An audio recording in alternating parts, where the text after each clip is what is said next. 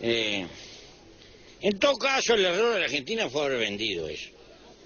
Pero es un error viejo. Es un error viejo. Si lo arreglan o no lo arreglan, es problema del pueblo argentino. Nuestra solidaridad en las verdes y en las maduras. No nos gusta el prepo de Europa rica. Porque hoy lo usan con ellos, mañana lo usan con... No, guarda, guambia. La Argentina puede cometer errores como cualquiera, pero tiene también sus razones. Prepo no. Esta recorrida lo que nos permite visualizar es cómo cada país se posiciona ante el tema y cómo en Uruguay, a pesar de que podamos tener matices con algunas expresiones siempre tan folclóricas, tan características de nuestro presidente, pero tanto el ministro como Mujica dejaron, si escuchamos bien lo que dicen, obviamente tenemos muchos intereses con la Argentina, tienen que hacer un equilibrio bastante importante, ¿verdad? Entonces, por un lado dejaron en claro que era una medida soberana que Argentina podía tomar, pero por otro lado, tanto las declaraciones del ministro como la del presidente hablan de, bueno, que esto hay que hacerlo según las leyes, ¿verdad? Como asumiendo de que esto se va a hacer según las leyes, es decir, Argentina tiene la potestad soberana de hacerlo y claro, eso lo tendrá que hacer dentro del marco legal, ¿verdad? Es decir, son algunas frases que si uno escucha atentamente, incluso el presidente Mujica dice, bueno, Argentina puede cometer errores, no está diciendo que haya sido un error, pero está diciendo que es posible que haya sido un error, puede cometer errores. Entonces, quizá no fueron tan enfáticas las declaraciones, y en esto creo que es importante porque, a ver, cada país juega tiene su equilibrio y tiene que mantener una posición diplomática adecuada porque tiene intereses diferentes. Entonces vimos claramente cómo se despegó Colombia del tema, cómo Brasil mudo, y Bolivia, ¿verdad?, que todos suponían que iba a tener un apoyo mucho más claro a la medida, dice, bueno, pará, que Repsol conmigo está fantástico, ¿no? Entonces, yo creo que es importante visualizar, y creo que Uruguay, que tiene, ciertamente, ahora vamos a ver este tema, que es, en definitiva, cuando un inversor quiere hacer una inversión directa en un país, ¿qué mira? ¿Verdad? Y vamos a ver si la medida de Argentina, o más que nada el collar de Argentina y no la perla, pegó sobre todos estos entornos y de qué manera pegó. Cuando alguien va a hacer una inversión en un país, mira, en primer lugar, bueno, esto no es necesariamente jerárquico, ¿no? Pero mira todos estos temas, el entorno económico, tanto macro como micro, el entorno comercial, qué está pasando con el mercado interno y con el mercado, el entorno legal, cómo se resuelven los temas en el país, entorno político y el entorno social, ¿verdad? Todos esos temas son analizados cuando un inversor resuelve invertir directamente en el país. Entonces, como vemos, y mirando desde Uruguay, ojo, no estamos mirando la Argentina, estamos mirando ahora desde Uruguay, que es la pregunta que tenemos que responder, todos estos entornos, ninguno de ellos fue beneficiado por el collar de perlas de la Argentina. Ninguno, ¿verdad? Obviamente el entorno económico no se benefició, por lo menos directamente. Ahora vamos a ver que pudo haber tenido algún efecto secundario positivo. Pero en principio el entorno económico se deteriora porque tenemos un país impredecible, porque tenemos un país con controles de cambio, porque tenemos un país que hace trabas al comercio. Entonces, definitivamente, el entorno económico macro y micro de Uruguay, porque hay empresas que negocian, que tienen su actividad con la Argentina y se les ve trabada, se deteriora con las medidas, con el collar de medidas. El entorno comercial, ni hablar, ya sabemos las trabas para comerciales o para económicas que les pone Argentina. El entorno legal, yo diría que Uruguay tiene una tradición, tiene una reputación de resolver las cosas de determinada manera que no se ve manchada por este elemento, por estos acontecimientos. Creo que en ese sentido no despierta suspicacias de que pueda haber un contagio. En cuanto al entorno político, sin ninguna duda, también el sistema político uruguayo, los partidos, las instituciones gozan de una reputación intachable, pero es importante que mostramos también, porque si mostramos un alineamiento hacia la posición argentina, entonces vamos a estar dando una señal equivocada, ¿verdad? En cambio, si mostramos una posición equivocada, me refiero con respecto a la comunidad financiera e inversora internacional, ¿verdad? Pues de pronto puede tener muy válidos sustentos de otro punto de vista, pero con respecto a la comunidad económica y financiera internacional, vamos a estar dando una señal equivocada. Entonces, yo creo que Brasil y Uruguay son percibidos claramente como diferentes a la Argentina dentro de este Mercosur en cuanto a sus políticas, pero es algo que deben preservar, que no tenemos que dar por garantido para siempre en la comunidad internacional, sino que es algo que debemos preservar y mantener esas diferencias positivas que tenemos. En cuanto al entorno social, podemos decir que, bueno, que las trabas que ha puesto la Argentina de alguna manera han afectado empresas, de alguna manera ha afectado el desempleo, por más que Uruguay está pasando por un buen momento en materia de empleo, y quizá no son notorias esos impactos. Como siempre es bueno encontrar también los aspectos positivos, tenemos que decir que sí pueden existir impactos positivos de todas estas medidas. Y creo que han existido, ya. Uno es que continúe el ingreso de inversores argentinos. La verdad que han venido grupos argentinos a invertir en Uruguay, que han hecho y están haciendo obras muy buenas. No podemos negar que se ha generado una especie de revolución en el campo agrícola que fue provocado por estos inversores desplazados por el kirchnerismo, ¿verdad? Y entonces yo creo que ese eventual desplazo puede seguir ocurriendo, incluso con medidas como esta, más. Desplazar hacia Uruguay algunas actividades hoy instaladas en la Argentina, sí, puede ser. También hay actividades de servicios, etcétera, en el sector financiero, en el sector de call centers, etcétera, que mudan sus sedes de Argentina a Uruguay. Pero yo creo que los dos últimos son claves, ¿verdad? Son claves. Y es el incentivo que tiene que tener el Uruguay para buscar nuevos mercados, para continuar disminuyendo la dependencia con Argentina, un incentivo adicional para replantearse el Mercosur, en qué condiciones están funcionando. Entonces yo creo que eso también es un impacto que tenemos que considerar, es un impacto político externo muy importante. Y bueno, y ya hemos tenido alguna señal con la visita del presidente a Brasil, hablando de un nuevo tipo de relacionamiento y de un nuevo tipo de inserción productiva. Entonces, si tenemos que resumir, yo diría que aspectos críticos acá es que Uruguay mantenga lo que efectivamente es, que es una diferencia sustancial en aspectos políticos, legales, jurídicos, y que mantenga o que desarrolle ese apetito por descubrir nuevos mercados, por tratar de escapar a los límites del Mercosur o a las restricciones del Mercosur. Esas serían entonces las conclusiones más importantes. Muchas gracias. Bueno, a mí me dijeron, González, a usted le toca la cosa política. Ahora me parece bien. Voy a tratar de hacer eso con prudencia y con conclusiones modestas. Pero primero, debo agradecer a los dueños de casa la invitación para estar acá y a todos ustedes su presencia.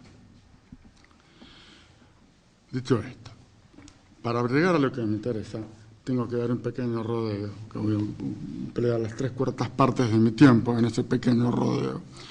Este rodeo, no voy a decir absolutamente nada que sea nuevo para ustedes, pero es importante recordar los puntos importantes juntos.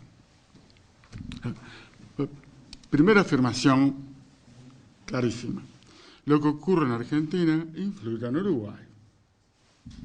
Nadie discute eso, desde el principio. Fuimos una parte pequeña de Argentina. Con suerte, en términos contemporáneos y por lo tanto anacrónicos, tal vez llegamos a ser la segunda de las provincias.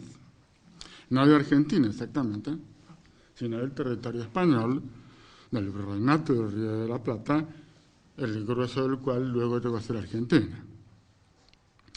Y por lo menos hasta el final de la Guerra Grande, las cosas argentinas estaban muy mezcladas con las uruguayas, con las nuestras. Ahora, las circunstancias hicieron luego que el antiguo virreinato, de colonización relativamente tardía, y nosotros la punta más tardía de eso, experimentara procesos comunes en lo que lleva a ser Argentina y Uruguay, que fueron construyendo sociedades similares, mucho más afines entre sí que con respecto a ninguna de las otras sociedades latinoamericanas. Las cosas que ya se sabe, el impacto de la ganadería, el impacto de una inmigración europea muy fuerte en términos relativos a la población previamente residente, a fines del siglo XIX, principios del siglo XX. Todos estos procesos sociales y económicos fueron paralelos allá y acá. Durante el siglo XX, todos lo sabemos, la influencia argentina fue muy grande, especialmente tal vez durante la segunda mitad del siglo. El turismo, las inversiones, los vínculos financieros. No es exagerado decir que salvo la propia España, en la raíz de la historia, ninguna otra nación nunca ha tenido el volumen, el impacto, la persistencia, la influencia sobre los aconteceres uruguayos que Argentina. Entonces, en este marco, probablemente casi todo lo realmente importante que ocurre en Argentina termina teniendo alguna clase de consecuencias sobre nosotros. Ahora, esas consecuencias pueden oscilar entre algo realmente identificable, visible e importante para nosotros, o pueden ser algo mucho más incremental, cuyo efecto neto es difícil de distinguir en el marco de una red de interrelaciones muy, muy densa entre los dos países, entre las dos poblaciones. Entonces, eso es lo esencial a recordar. En cuanto a los posibles impactos económicos y sociales, es fácil imaginar que este episodio podría tener impactos económicos o económicos sociales sobre nosotros, vía cambios en el flujo de ingresos de capitales o la inversión extranjera directa, por ejemplo.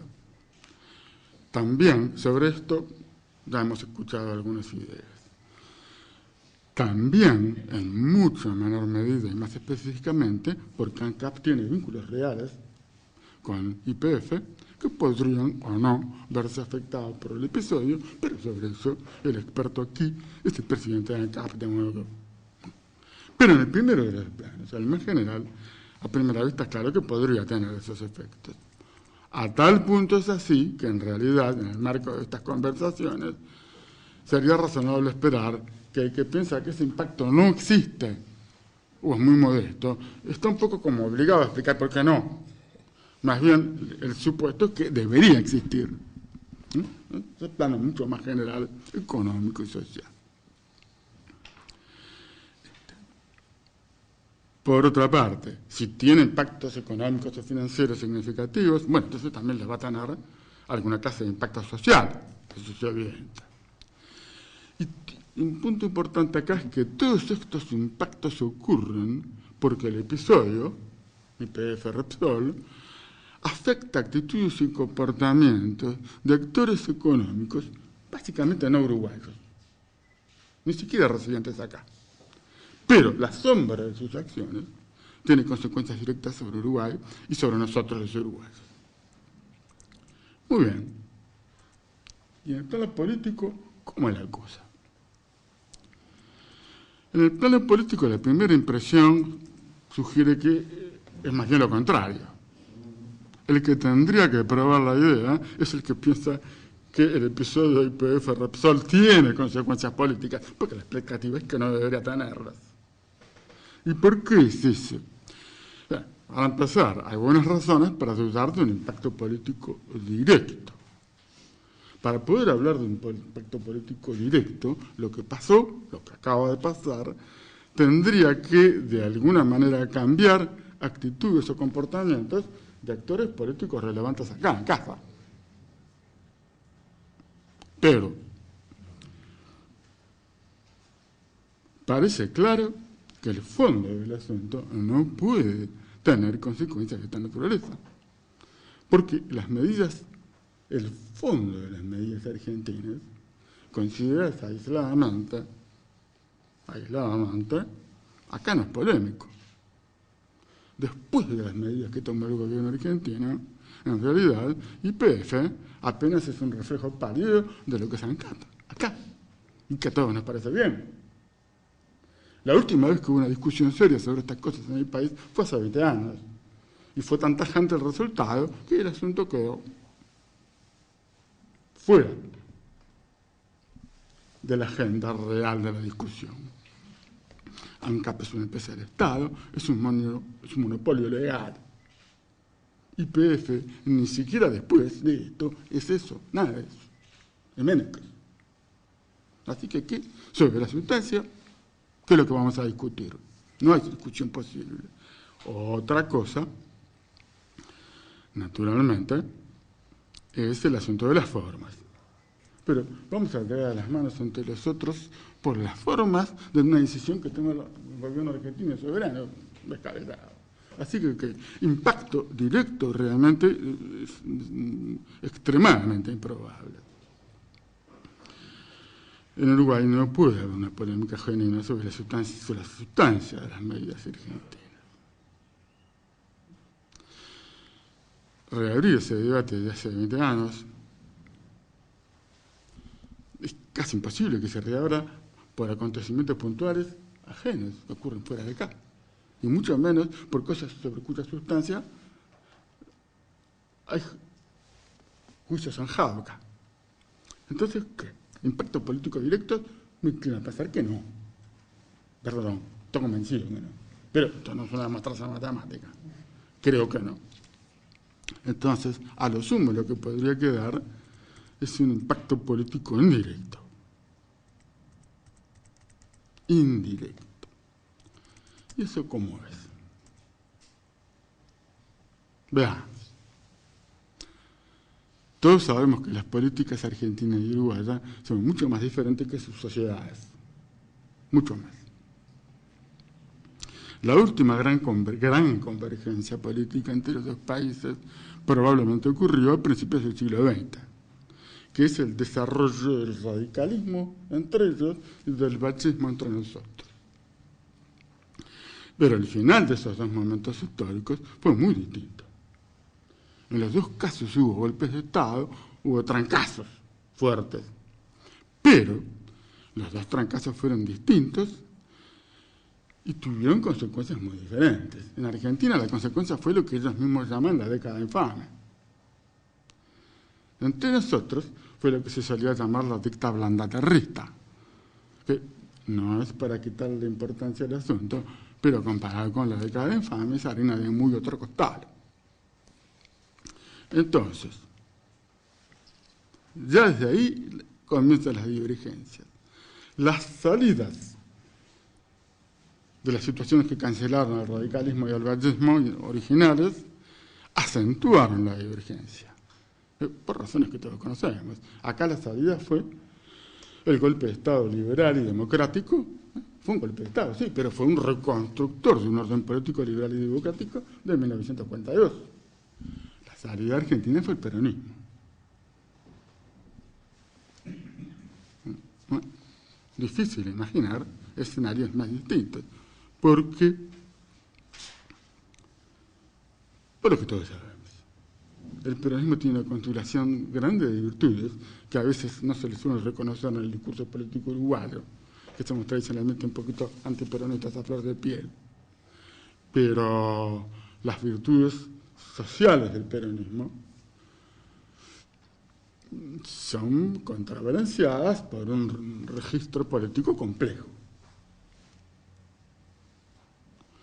A partir de allí, los caminos siguieron siendo divergentes, desde el nacimiento del peronismo, siguieron siendo divergentes, salvo por los gobiernos militares de los años 70, que tampoco son idénticos, seamos francos. Ahora bien, las cercanías y distancias entre Argentina y Uruguay, desde la emergencia y consolidación del kirchnerismo en los últimos 10 años, tienen curiosamente, o paradójicamente, muchos puntos de contacto con los existentes 70 años atrás, a partir del nacimiento del peronismo. Básicamente, un Uruguay políticamente mucho más liberal y democrático, y una Argentina mucho más aislada, mucho más conflictiva internacionalmente, y hacia adentro, mucho más desgarrada políticamente. Un nivel de polarización paradójico, porque los instrumentos que tradicionalmente se usan en la disciplina, en la política comparada, no son capaces de medir la polarización argentina, porque lo que hacen básicamente es apoyarse en el continuo izquierda y derecha. Pero resulta que el continuo izquierda y derecha en Argentina no sirve para nada, porque como ustedes saben, el peronismo lo mató. Entonces ahora, izquierdas y derechas cortan perpendicularmente contra cualquier otra cosa que a uno se le pueda imaginar que es políticamente relevante en Argentina. En particular, aunque es una minoría la población que se identifica en el eje izquierda y derecha, bueno, entre los peronistas hay tanta izquierda como derecha. En realidad, para ser honestos, hay un poquitito más de derecha. Pero esa es la izquierda que nosotros vemos desde acá, con lentes un poquito peculiares.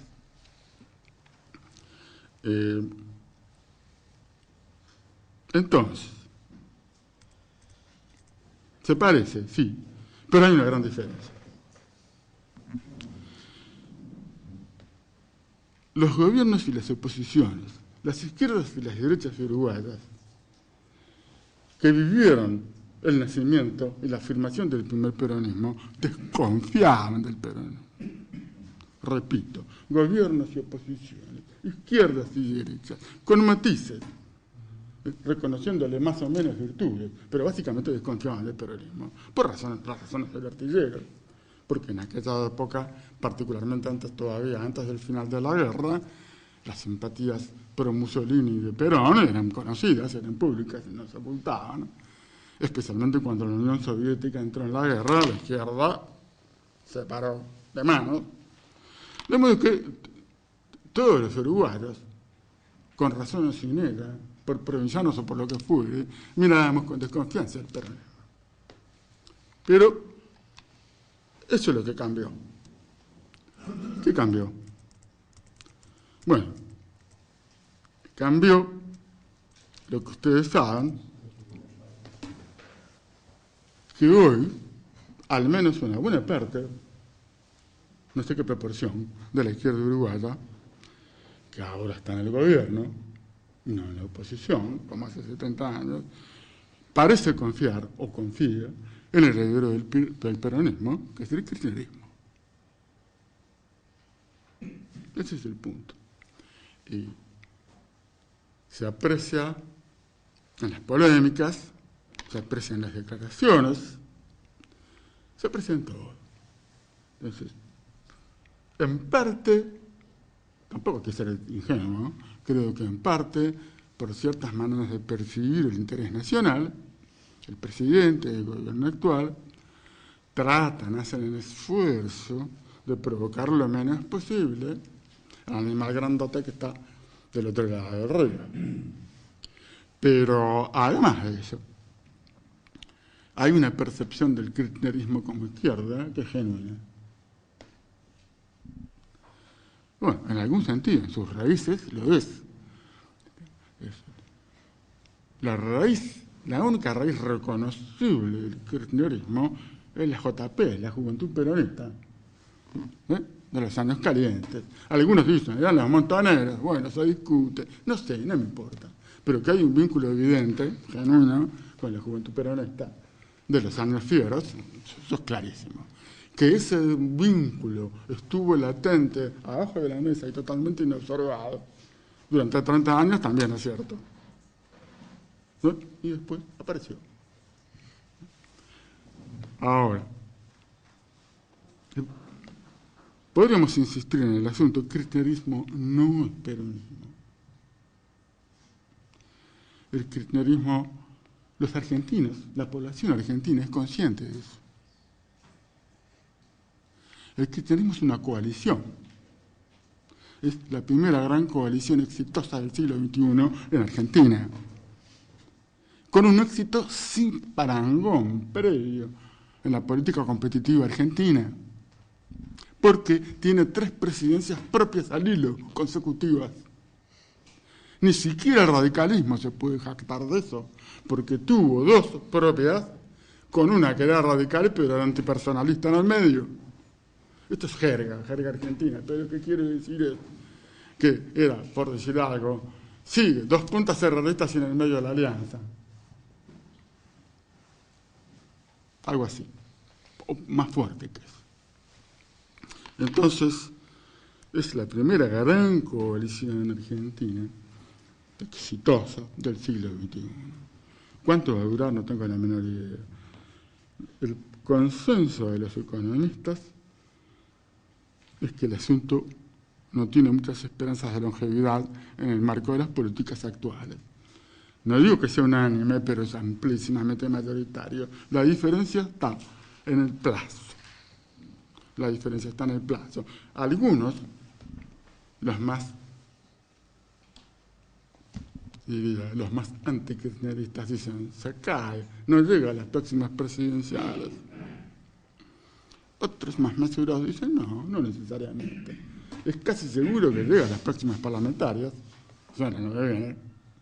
Y es posible, perfectamente posible, que el cuero le dé para ir más allá de las próximas presidenciales. Yo no soy economista, así que Argentina. Pero el único impacto, porque se me va el tiempo, que concebiblemente puede tener este episodio es simplemente como un grano de arena más en los problemas y las discusiones internas del partido de gobierno de Uruguay. Es el único. Porque, seamos honestos, acá hay una división de base entre un grupo que, si no, aunque nunca asuma explícitamente esa condición, se considera socialista a la europea, socialdemócrata, y un grupo que tiene expectativas más difusas, mucho menos definidas, con modelos históricos reales mucho menos claros, pero que de algún modo quiere, desde el punto de vista de la tradición de la izquierda, quiere más que eso, más que esa socialdemocracia o ese. Bueno, lo que aparece con meridiana claridad, y como ustedes se dan cuenta, es que las afinidades kirchneristas y los juicios favorables a este y a los demás episodios que enumeraba el panelista que me precedió, sin juzgarlos, forman parte de esta mitad socialista socialdemócrata. Los que tienden a ver con mucha más simpatía el kirchnerismo, los que se sienten de alguna manera afines, compartiendo un espacio de izquierda común, son lo que en nuestra jerga hablamos del ala algo más radical del partido de gobierno. Entonces, no es de ninguna manera un impacto profundo, es un grano de arena más en ese debate que todavía no sabemos cómo va a terminar. La única cosa que sabemos es que un debate de este calado tampoco puede terminar rápido y requiere esfuerzos deliberados, permanentes, persistentes en el tiempo. Requiere pedagogía política, en el buen sentido de la palabra. Pero aquí no ha funcionado. Danilo lo intentó en algún tiempo, Danilo Astori, y perdió como en la guerra. Entonces, la única cosa que paradójicamente sobrevive, que a veces apuntalando ese discurso, yo creo que es por esa beta tradicionalmente pragmática de los tupas, es el presidente. Que cuando dice que bueno, que Chávez es un buen muchacho, cuando Chávez no esté, tal vez va a haber mucha gente que va a vivir mejor que antes, pero socialismo, por favor. Lo que quieren en Venezuela es un agujero negro que va a costar décadas reconstruir, una burocracia absolutamente inmanejable, una caída de la productividad fenomenal y un gran daño para Venezuela y los venezolanos. El presidente no llega a decir todo esto, pero dice las premisas, nuestro presidente. A veces hablando, no, mucho menos, gracias. A veces hablando de la gran vaca sagrada que es Cuba, perdón, dice, por favor, alguna vez voy a decir que se parecía a un museo. Bueno, yo diría, eso sí. Ustedes dirán, sí, claro, pero Mujica, como te digo una cosa, te digo la otra. Bueno, no. Yo creo que, uno podría discutir cuestiones de personalidad, pero me parece que no es solo, como te digo una cosa, te digo la otra. Hay estilos, hay maneras de filosofar dialécticamente, por decirlo de alguna manera, pero lo que ocurre es que el partido de gobierno padece dos tendencias contradictorias y muy poderosas las dos. La mayoría de sus cuadros militantes y su activismo están muy cerca de esa visión más radical, de ese intento de construir una cosa diferente. Ahí es lo que están los afines al kirchnerismo, al chavismo, a Evo. Ahora, ¿cómo se hace? No se puede desautorizar a toda esta gente porque es mucha gente. Si se la bloquea violentamente, la máquina de frente deja de funcionar. Pero ningún partido político se puede suicidar de esa manera. Tiene que prestar atención a lo que ocurre dentro de sus propias filas, dentro de la mayoría de sus propios cuadros. Y como acabo de decir, estos no son problemas solubles a corto plazo. Son problemas que requieren mucha pedagogía, mucho esfuerzo, mucho trabajo. Ahora, está bien, no los puede ignorar, pero si les da demasiada pelota, pierde las elecciones. No tiene contrafuerte. Los uruguayos dicen, el adjetivo más cariñoso que les oigo en general, a la mayoría de la gente, en relación a Chávez, es que es un payaso.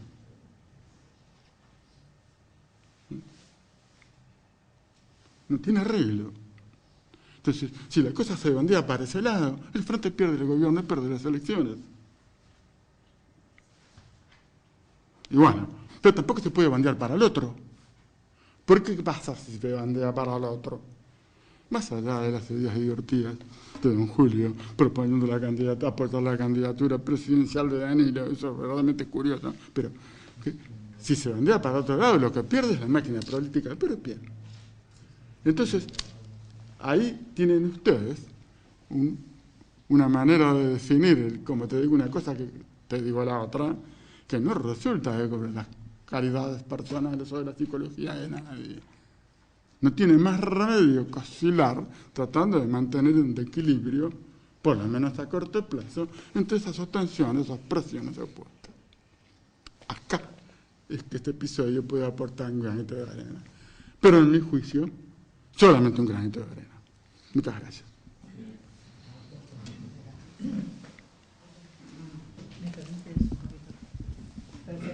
Ahora entonces, en el tiempo que nos resta, aproximadamente entre 15 y 20 minutitos, vamos a intentar resumir las preguntas que hay una mayor carga para el presidente ANCAP. Bueno, vienen algunas más, vamos a ver para quién van dirigidas. Bueno, una dice que no saben para quién, así que vamos a empezar por esta, quizás por eso mismo. A ver, impactos positivos en Argentina ahora tendrán la excusa para sincerar los precios de la energía, atenuando así la competencia desleal actual. ¿Quién quiere empezar? A verlo. Como si esto sería una excusa, ¿verdad?, para que Argentina ahora pueda, dice, sincerar los precios de la energía. ¿Quieres empezar por aquí? Una una de las posibilidades y de las consecuencias positivas que podría tener esta medida, pero no lo sé, es que al poner al gobierno de este lado del mostrador, digamos, porque nosotros hemos sufrido en Argentina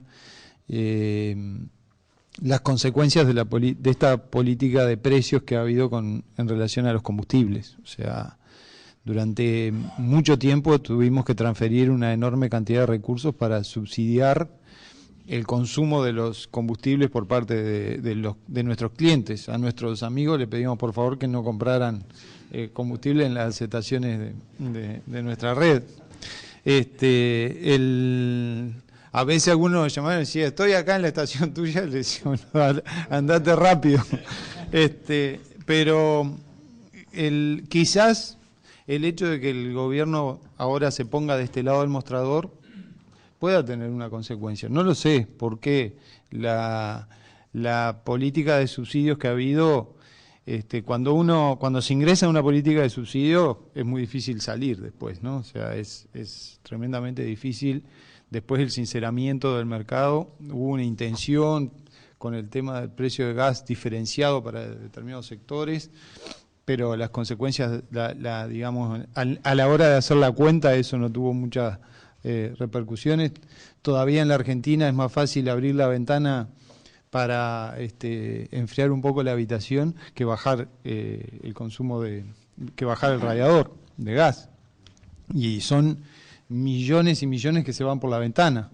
Entonces, pienso que una consecuencia podría ser eso, si quisiéramos pensar en forma optimista, ponerse de este lado del mostrador también y sufrir como han sufrido las empresas distribuidoras en Argentina la consecuencia de estos precios,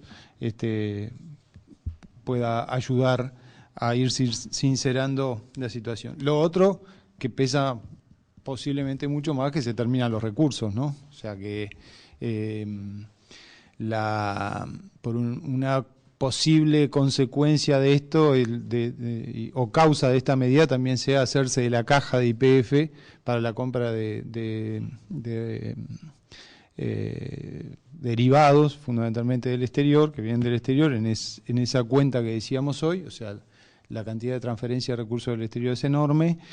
Se hacen de la caja de YPF para eso, en buena medida para eso, pero a su vez van a necesitar una enorme cantidad de recursos para reactivar la exploración petrolera. Se plantea que casi un 3% del Producto Bruto debería estar destinado a eso, a reactivar la exploración petrolera y convertir en reservas recursos que hoy no son reservas. O sea, todo lo que se ha hablado de shale gas y shale oil son una enorme cantidad de recursos, pero que no se han convertido en reservas fundamentalmente porque falta trabajo. Así que va a haber que destinar una enorme cantidad de recursos a esto. Hay que subsidiar, están subsidiando el consumo, están subsidiando Aerolíneas Argentinas, que es mucho dinero, y ahora dedicar muchos recursos a la exploración. Por lo tanto, también eso puede llevar a un gradual sinceramiento del mercado. Quédese sobre el micrófono, si aprovechamos y lanzo, voy agrupando algunas, a ver. Bien, los goles vienen para este lado. No, igual se me escucha bien, yo creo que tengo bastante voz. La estatización soluciona el problema que usted detalló entonces que existe en el sector energético argentino. En parte lo ha respondido ahora, ¿verdad? Pero hubiera existido otra solución diferente de la que tomó, aparte de la expropiación. ¿Qué podrían haber hecho los argentinos? La estatización no resuelve el problema. El problema es demasiado grande para que se resuelva solo con esta medida. O sea, creo que además hay un nuevo problema, es que el gobierno está dando la sensación de que el problema energético de Argentina se resuelve con esto. O sea, que ahora empieza una cuenta regresiva de confianza, digamos, de la población, porque la gente cree que esto resuelve el problema energético de la Argentina. La Argentina necesita, creo que ayuda mucho el hecho de que se esté exigiendo planes de inversión a las empresas, nosotros lo estamos recibiendo, nosotros estamos muy cerca de Vaca Muerta, que es el hallazgo más importante que han hecho en los últimos años, pero toda la industria petrolera argentina está recibiendo presiones muy fuertes para presentar planes de inversión. Esos planes son planes de largo plazo, o sea, es imposible resolver el problema de un día para el otro. El problema no se resuelve con esta estatización, porque el problema es muy grande para resolverlo con esto. Para resolver el problema lleva muchos años. Argentina va a ser todavía durante unos cuantos años, va a estar atada a las importaciones de derivados, ni siquiera a la importación de petróleo como estamos nosotros, sino a la importación de derivados durante muchos años más. En la medida que además la economía sigue creciendo, la demanda cada vez va a ser mayor. Así que esta situación no resuelve definitivamente el problema que tiene. ¿Qué nos puede decir de Carboclor, empresa de ANCAP en Argentina, Paraná de Las Palmas? ¿Continuará siendo ANCAP entonces el accionista mayoritario? Sí, la empresa está muy bien posicionada en el mercado argentino. Estamos con un plan de inversiones para instalar algunas nuevas unidades, una planta de alquilatos, diversificar la producción, y estamos con un plan para fortalecer la planta. Tiene una posición logística muy buena en Paraná de Las Palmas, como dice ahí, y estamos previendo inversiones para fortalecer nuestra posición portuaria y un predio de unas cuantas hectáreas que tenemos allí para instalar tanques y una terminal de